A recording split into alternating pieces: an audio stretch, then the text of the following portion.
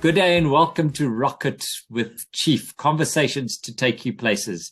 Today I am lucky enough to have an old friend. Well, not that old. You're not that old, but a friend in the studio, Themba.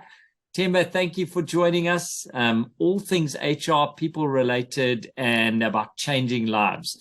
So we're going to dive into a couple of topics, and we'll talk about basketball, mountain biking, food, family, and anything in between. But right now, I just want to say good morning, and where do we find you this morning, Themba? Morning, Daniel. Good to be with you again. It's been too long. I think we ran into each other 2 weeks back, but before that, it had been like 3 years. So Hey, it's man. awesome to be back in touch.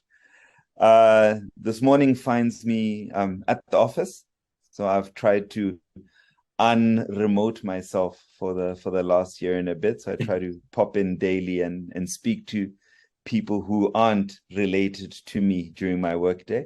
Okay. So I'm in our offices here in Sandton, sunny Joburg. Well, not so sunny today, right? Yeah, you're in a different Joburg to me today. So at the time of recording, there's a layer of grey that reminds me of London, only prettier. So I hope Santon's doing well. You just said unremote yourself, Themba. What does that mean? What is it that connection gives you? So I think, we all look. I certainly enjoyed working from home when it was unforced during the pandemic.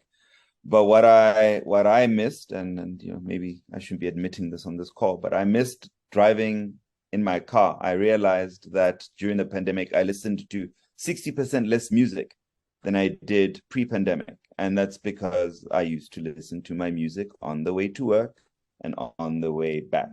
Now it was sort of close your laptop and start with the afternoon stuff you do when you're at home, right? So I've tried to work a little bit more from the office. Also being in people management, and the people piece comes first. I try to make sure that I stay connected in a very real way to the people that who are my clients. Some of them come back. Some of them come into the office to fill their social cup. Some people come into the office. We have this wonderful phenomenon of load shedding, so they have electricity challenges. And myself and some of my team, we try to be the anchor tenants at the office. So when people come in, they see the people. You work in high tech. Give us an elevator pitch for Themba and what do you do within these organizations? So I'm the outlier, which is brilliant. So having spent the large part of my career, as you say, being in tech businesses, I'm 100% non-technical. Not smart enough to be an engineer, not patient enough for code. My data skills extend to maybe Excel and no further. Yeah. But where I've sort of found my niche and ply my trade is in the people side of those businesses, and in tech, and I think the same holds true for corporate at large. The misunderstood 20% that adds 80% of the value is the people side of those businesses, right?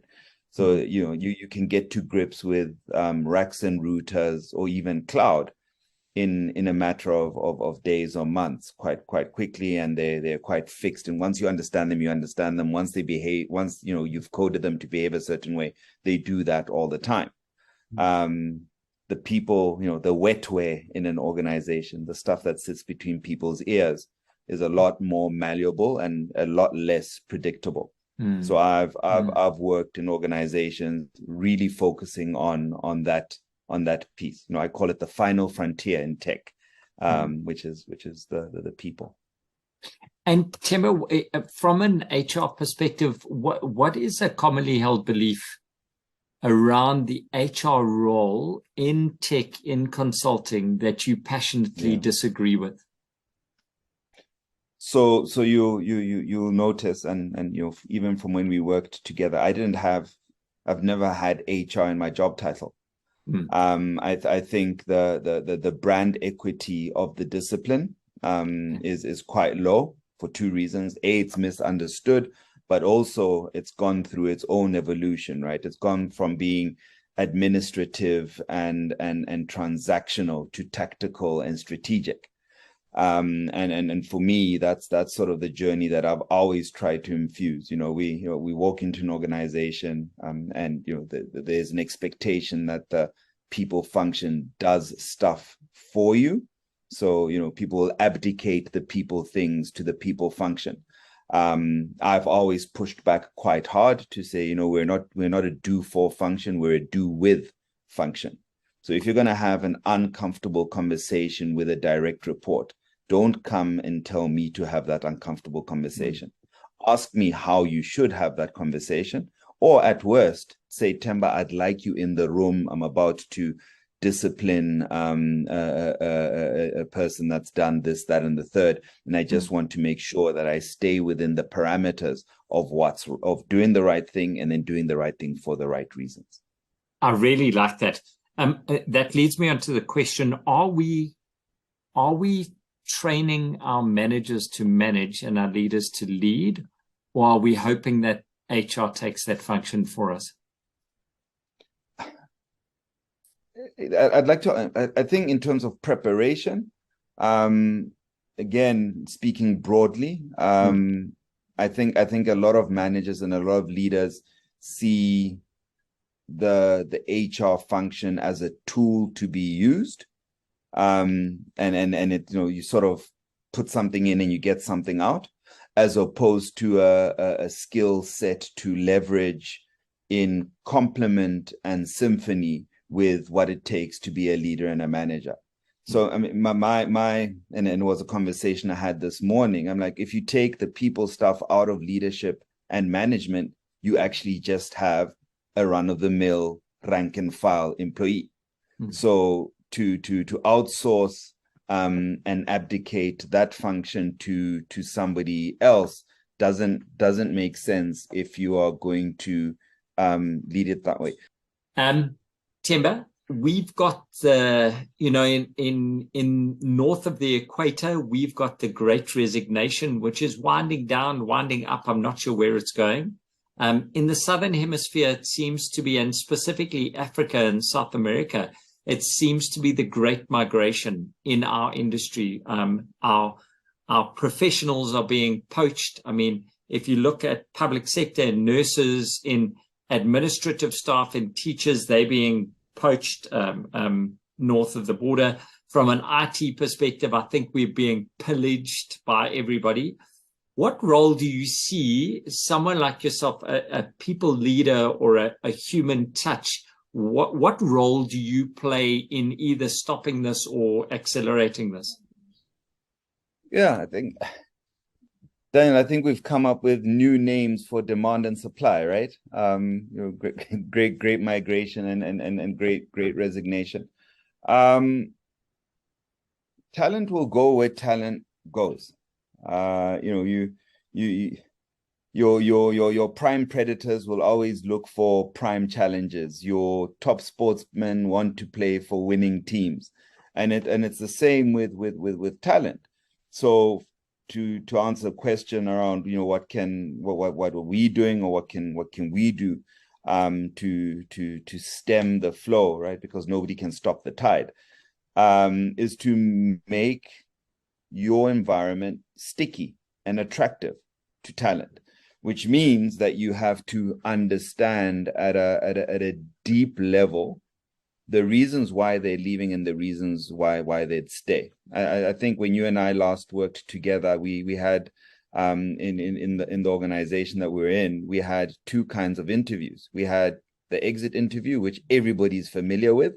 Why are you leaving? Well, it's because I'm leaving. I've told you, I've resigned.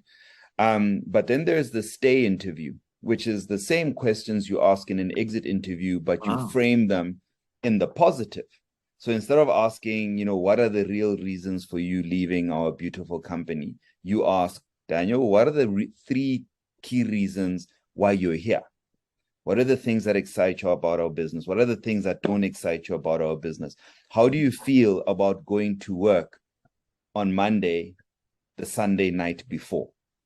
And people will tell you, I'm here because of the challenging work, the cool people, the nice environment. And in a lot of instances, and then this is what surprised me, money is like fifth on the leaderboard, like in those conversations. It's career, challenge, impact, value, manager, and then money. In fact, manager probably comes up more as a number one than REM or growth does. And all of those three things, or those 4 or 5 things, are not the they don't sit in the exclusive domain of overseas and the competition, right? We have really good stuff going on in the southern tip of Africa. Yes, there's challenges. I'll give you a practical example. When I was studying, one of the lecturers who was from Germany asked if he could spend some extra time with our class to help with his thesis. And we're like, well, you're German. Like, why would you want to talk to Southern African managers about, leading practice from leadership? And he said, well, his thesis is about leading and managing in a VUCA environment. And the one thing that Germany is not is VUCA. So he can't sit down with a German manager and ask him about variable, uncertain, chaotic, a chaotic environment. A South African manager is worried about those things when he opens his eye in the morning. What's going to happen to me when I drive my car out of my garage? When I get to the office, you might get a call from one of your team members who's had an unfortunate incident based on the context we live in. I have a friend who works for a big global food and transport platform, having to explain to the rest of his colleagues what load shedding is.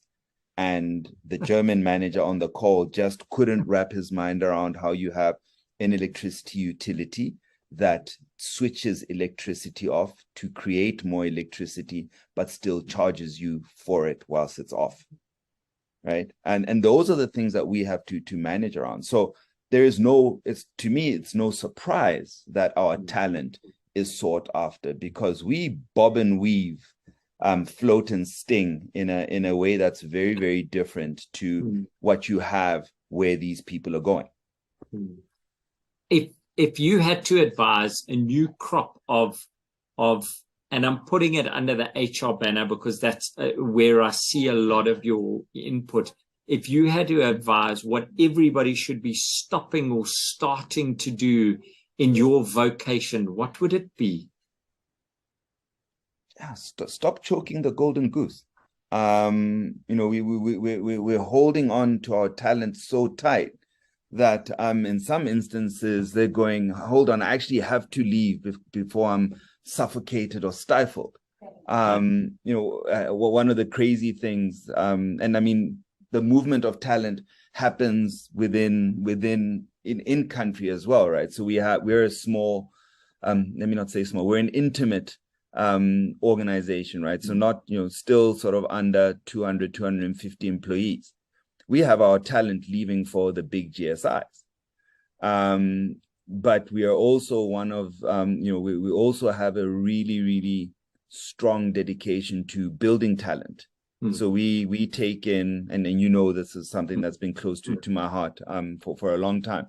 We take raw talent and skill it up, or have the talent reach its potential, right? Because they do the work, and we put them into an environment where they're now delivering value and impact. And then they, decide to go for one of the bigger global brands because now they know enough to be dangerous, and now they're attractive.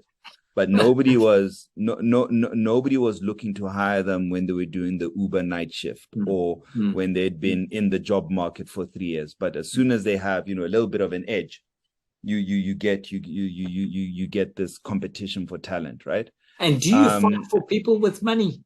Do you counter? Is that a thing for you?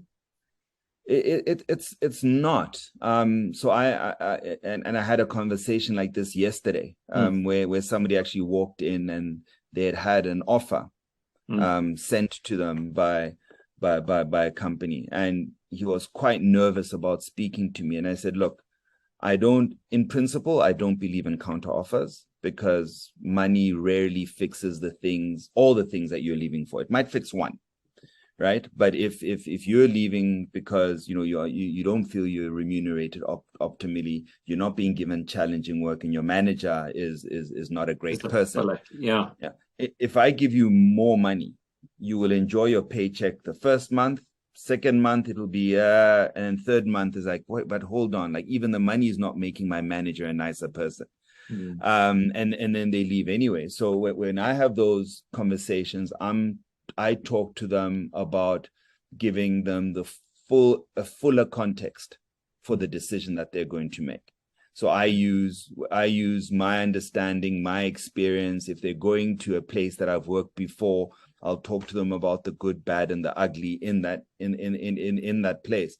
And then I'll say, we don't have any under 21-year-old, or sorry, we do. We don't have any under 20-year-old employees. And I say, you're a grown adult. I hope you have enough information to make the best decision for yourself.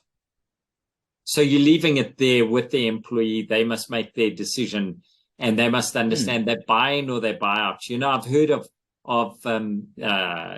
teachers leaving for $1,000 a month, because they're moving, teaching Zulu, you're going to be jumping around because there's such a skill shortage. So we're talking about something different there. Do you think that the biggest challenge we are facing is the upskilling of a broader base? I mean, are we talking about ethnicity in the country? Are we still on that this horrendous past we come from has left 2/3 of our talent pool behind? Or do you think we've got a different challenge right now in our industry specifically?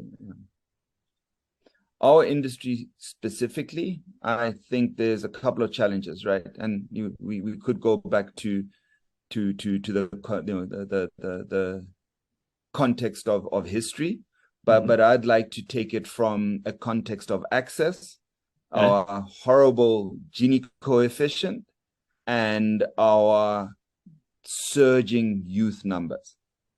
Right. So a kid in Garankuwa just doesn't have the same opportunities as a kid is in Alex, where the school has been sponsored by Microsoft.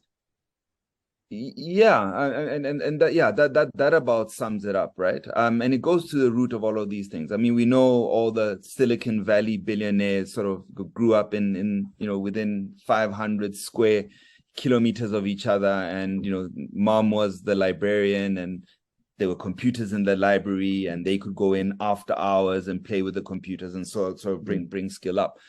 But I think we have it's that whole thing of the youth who are a key part of the solution to I think Africa's and South Africa's challenges. I mean, I think Africa as a continent will have the largest working population in the next couple of years as populations across the planet age, right? And because they've been managing, their populations with intent, may not have as many young people as we do. Now, off the base assumption that the youthful mind is like a sponge, then it becomes, what are you pouring into it? And if you're pouring into it challenge, poverty, and those things, then that's that's how it will grow. If you pour into it, digital ain't nothing but a thing. It's normal. It's not alien. You are as good as anybody else. Then your sponge swells slightly differently, right? And you do different things with it. So my view is, if we can unlock access to the biggest swath of our population that would benefit for it, that swath of the population would pull all of us up. And that's regardless of ethnicity or gender. I would almost say that if we want to get it right, let's focus on the youth wholeheartedly. In the academy programs that we run. What's stopping us? So I think the money's there. I think it may be will, and then chunking this elephant takes work. So it's easy to say, let's solve youth unemployment. It's much more difficult to go, okay, so what are the chunks that would resolve this thing? And then going, okay, we're going to look to private sector to do this, public sector to do that. And look, in that space, it's private-public partner initiatives. And then there's a whole slice of this pie that's MPO and NGO driven. And I think a lot of private sector companies harvest the benefits of the stuff that all of these organizations that again do the raw talent, introduce them to Office 365, SAP, Salesforce do, and they come in and everybody's better for it. So let's chunk this down a little bit, like you said, you're in high tech from a CRM perspective. I can see the Blue Sky logo behind you. You run youth development programs. What do you do with it? Tell me about this internship that you guys have kicked off.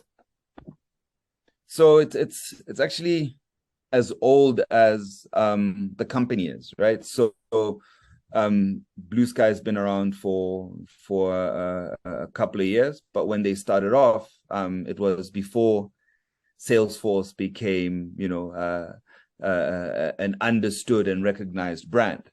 And they found Blue Ocean and they said, let's train up a couple of people in this thing that nobody has heard about, that sounds like it's pretty cool and may take off. And we'll put them to work in some niche clients that use this thing right now. Our CEO often talks about lightning striking twice. So there was that idea. And we put, they trained up 5 people, put them into a client. The client loved these people. They trained up another 6, 7, 8, 9, 10. So from a percentage perspective, 48% of Blue Sky is homegrown talent that's come through what they call their academy. What the academy does is it takes people from a zero base, and I mean that respectfully. And over the course of 6 months, they put them through, or we put them through a program that focuses on technical capability, so certifications, power skills, presentation, communication, mindfulness. And after 3 months, you have to have had 1 certification. Then the focus shifts from between month 4 and 6. It's about integrating you into the business, getting your 2nd certification. On month 6, you pass out of the academy. You get allocated a line manager. You get put onto a project which you've probably already started working on in the segue. And you now report into mainstream Blue Sky, and so it goes. And that's just an aggressive 6-month program. Now, what usually happens is in month 3 or month 6, because we are quite our academy cohorts and Blue Sky is quite visible on social media. You begin to see this stuff coming through. First certification done, boom, and everybody's clapping hands. And then people start paying attention, and then you get the sidebar offers, or people contacting them quite directly. So you have to have done what you needed to have done in that sort of 0 to 4 month piece to make your organization the place that they want to be. Awesome. So when somebody comes with a 25% increase, they're going, I hear you, but I don't know if you guys braai on a Friday, or do I have access to my CEO on WhatsApp? All of those things that we do because we can do because we're small or we're intimate, and our reach and touch. I mean, we've tried to keep our organization deliberately flat, and you know how hard that is. It's the easiest thing in the world to create long, thin pyramids. And as you climb up the ladder, it gets easier and easier, right? Here it's quite different. None of our C-suite are more than 3 levels removed from a junior developer. That's amazing. That's really, really good. Do you think that's scalable across the industry, or is that unique to a consulting type of organization? Surely we need the layers. Yeah, and I mean, I spent some time in quite a big layered organization before I joined Blue Sky. But there they were the active drive was to go from however many layers they had down to 6 between CEO and bottom of the pyramid. Again, I mean that respectfully. So, do we need layers? I'm not convinced. Do we need efficient and responsive systems that enable and unlock speed of delivery for client value? Then I'm 100% on board. And Okay. that's what we should be doing. So you'll hear an emerging conversation, and maybe it's not emerging anymore. It's actually here around responsive orgs. Okay. So before you used to be able to do your organizational design in a fancy tool or in PowerPoint if you didn't have access to more sophisticated org design tools. And there's actually that, insert smart art, do hierarchy, and there you go. You could even have like matrix reporting lines. Yeah. My view, and this is, we reorganized one of our biggest business units in 3 weeks, right?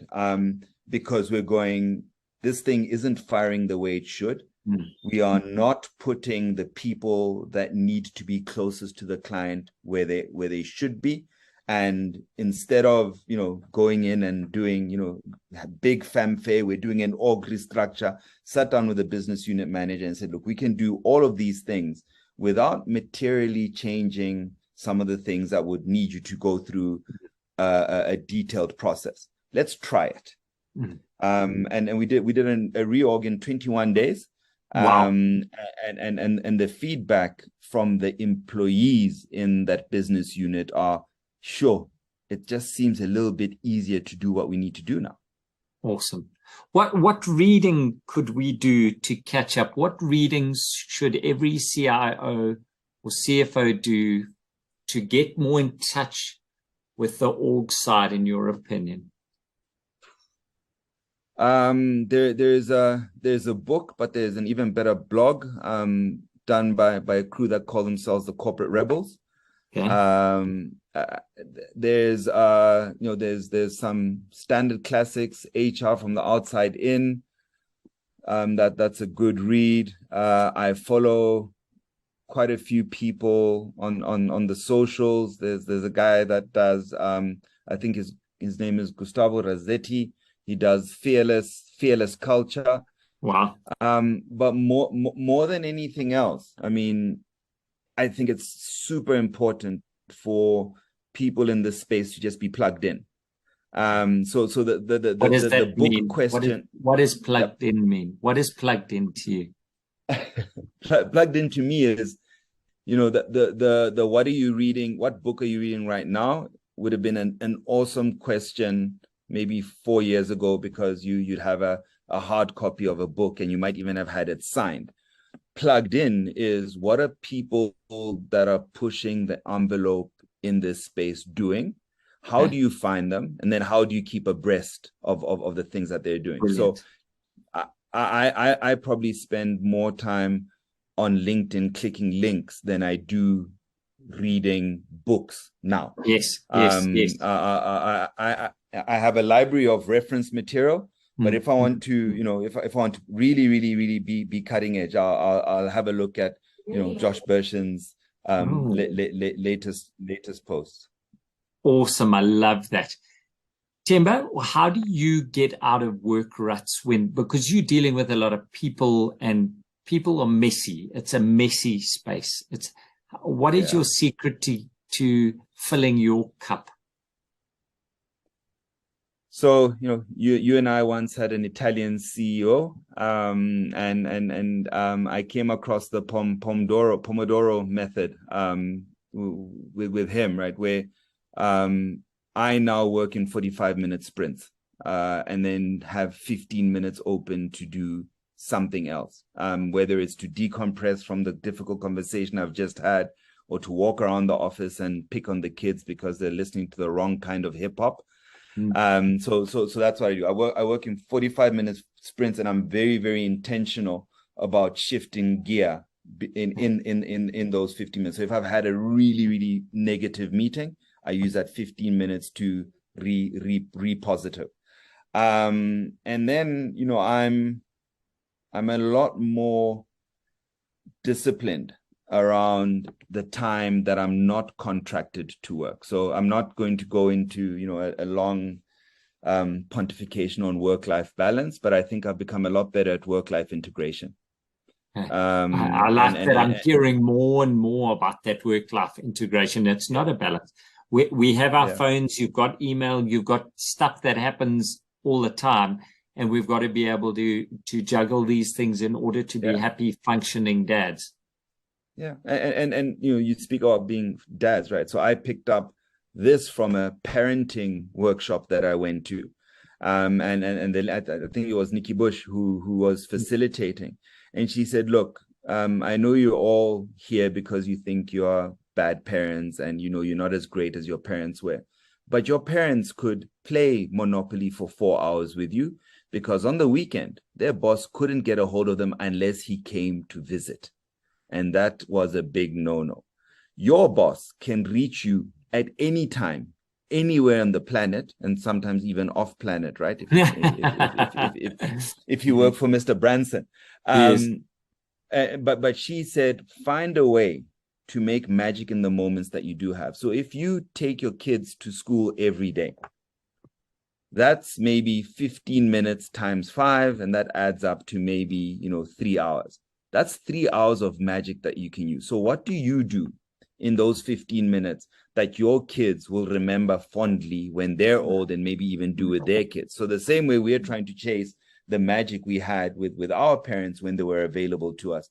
How are you going to, you know, how are you going to be received by your kids? So that integration piece for me is huge. That means that I don't have a dedicated lunch hour in my diary at all. I eat when I can during the day, but it gives me, I can sleep better knowing that I'm 80% not available to work after 5 o'clock.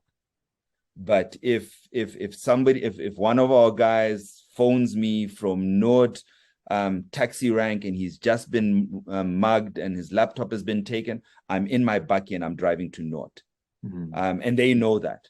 But if his phone can't switch on, they'll wait to call me or contact me next. And the same goes for my executive peers. Flat out. If you had to be choosing to sit around the table with 2 industry heroes, who would it be, and what would be the first question you asked them? Which industry? Ours. Yeah.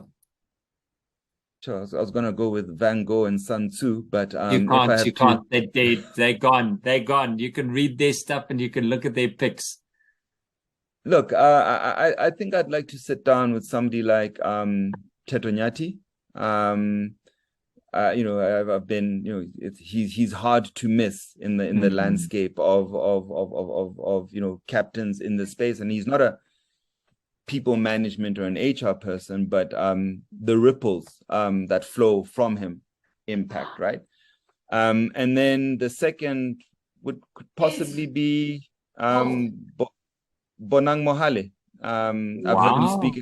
I've heard him speak a couple of times. You know, as the youth say in my company, I get his vibe. And both of them share that thing of, let's get the important stuff done. It's easy to talk about it. It's easy to admire the problem, but how do you actually get in and fix it?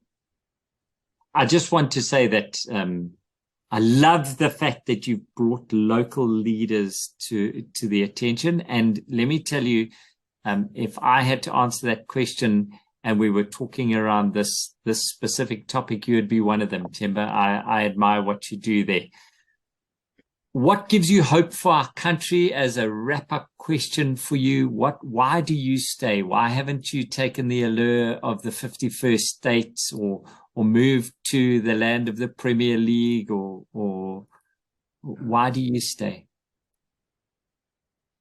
And it's rightly or wrongly, I think there's more to do that hasn't been done here. I did a global stint. I'm relatively well traveled. I'm deeply rooted in Sweden, and the one thing that energizes me about the continent and Southern Africa is the fact that there's so much opportunity to do new stuff that has an immediate impact. Mr. Chakela, so that you were talking about what gives you hope for South Africa. Why do you stay? Why did you not move to Switzerland, the land of the naked people? So Switzerland's chocolate.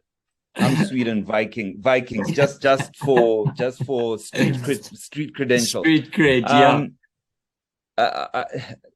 I'd say the opportunity here, Dan, and the opportunity to solve our challenges our way, and that's really what I want to do. I don't know if my career trajectory, network, or awesome people I've bumped into would have been the same if I'd packed my bags and was living in Västerås or Stockholm in Sweden. Although I've met some really awesome people in this space from that neck of the woods.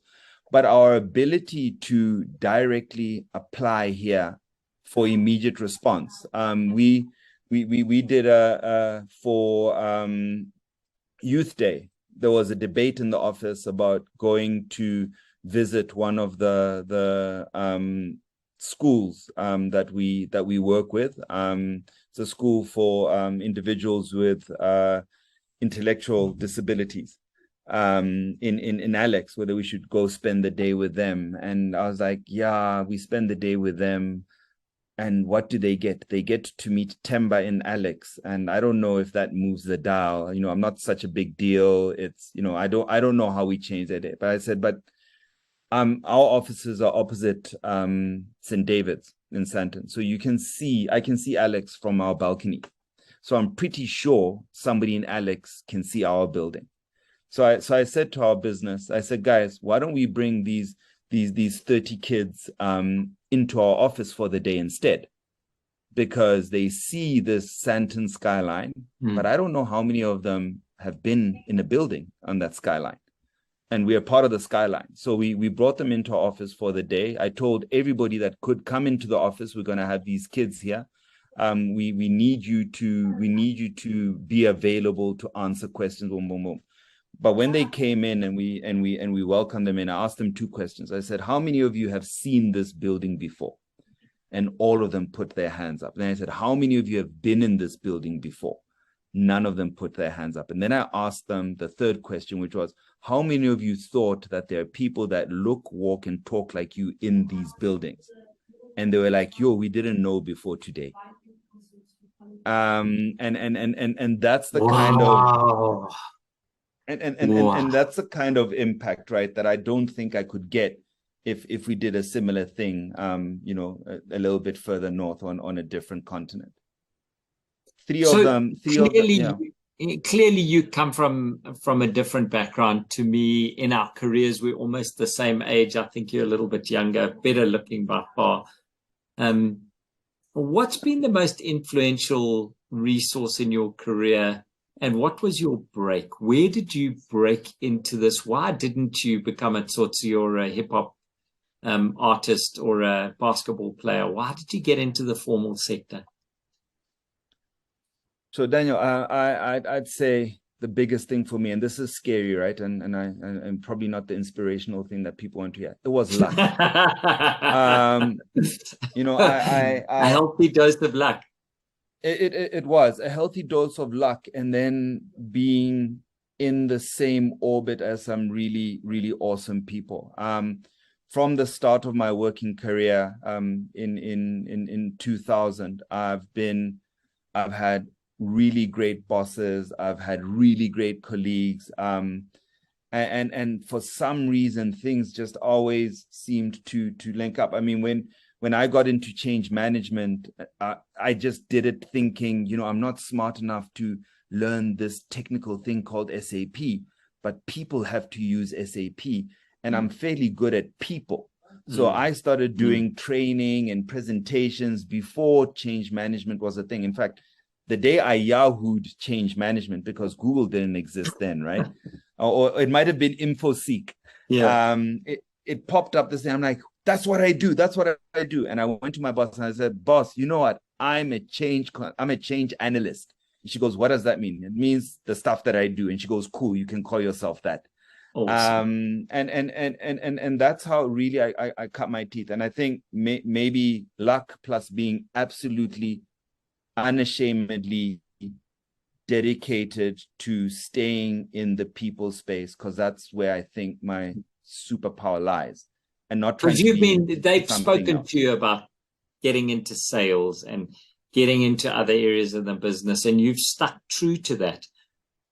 Any time you think, hey man, this has been a tough path, wouldn't it have been easier to move into sales, take a big account and smash up? Because people like you, they like to buy from you.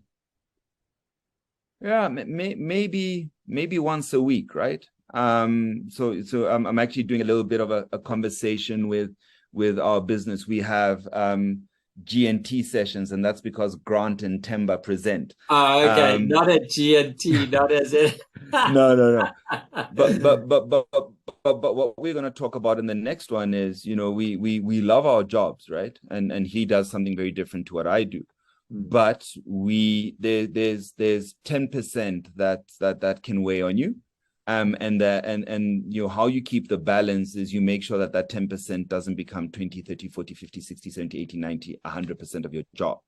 So there's often times when I'm going, there's something easier than hearing this story, or it's been a tough month. People have opted out of the organization, and I still take those things a little bit personally, and I have to decompress. But I've also, and you know this, right? I've also managed to do all of these other things while still doing the people thing. So I ran a change and training business. I used to be the front end of the sharp end of the spear when it came to selling change management into the projects that we did. So I didn't have to go into sales to do sales. I could stay in flow and sell. I didn't have to step out of flow into a place of anxiety or boredom to do those things. But I think, and Judy always says, Themba, the problem with you is that if you win the lotto, you'd probably continue doing the work that you do. You might just choose where you do it. But I don't think I'd stop. Okay. My last question, two for you. You had to write a book now. What would chapter 1 be about, and what would the title be? Sure.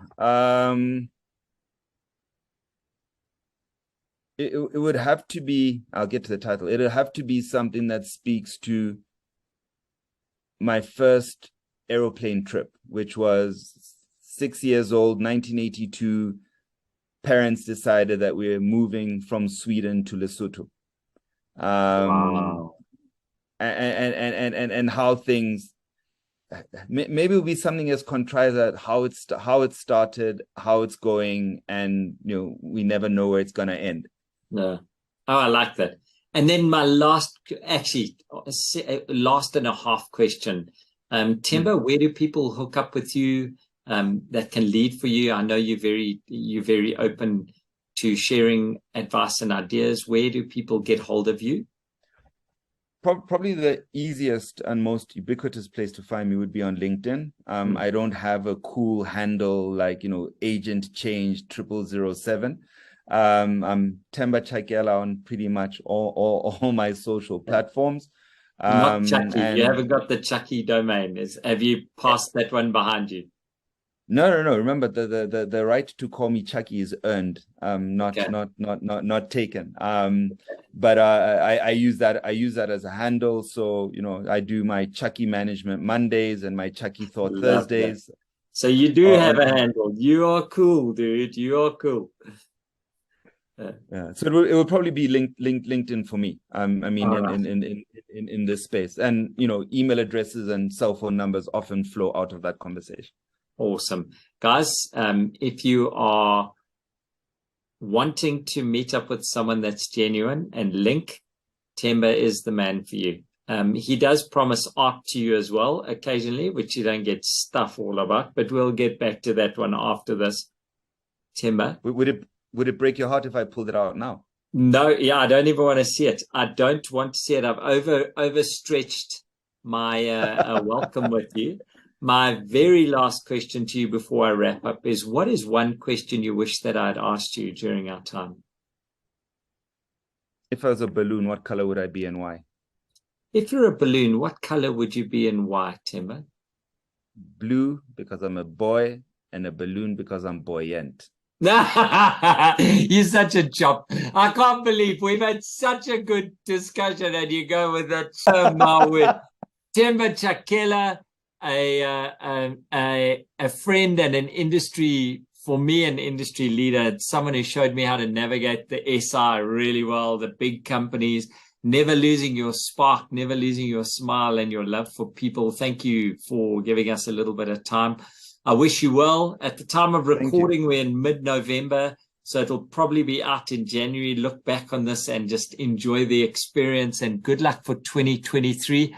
I'm watching Blue Sky. Love what you guys are doing. Love the culture that you have created. But this is more in your space. And I hope you have an amazing Friday, dude. Enjoy the burgers. Thank you. I'll have one on your behalf. Appreciate you having me. It's such a pleasure. Be blessed, and I'll catch up with you next week. Thanks, buddy. Bye. Cheers.